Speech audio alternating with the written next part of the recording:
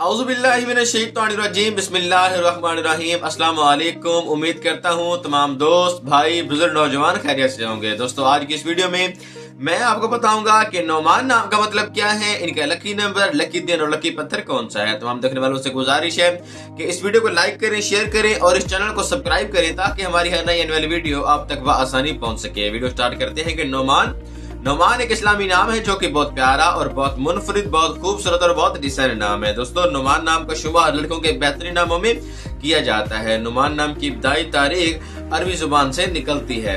दोस्तों नोमान नाम उर्दू और इंग्लिश में 5 हरूफ और एक लफ्ज पर मुश्तमिल है। दोस्तों नोमान नाम का मतलब है नेमत वाला। नोमान नाम का मतलब है नेमत वाला। दोस्तों अगर लकी नंबर के वाले से बात की जाए तो नोमान मिफराद के लिए लकी नंबर 4 माना जाता है, यानी कि 4 माना जाता है।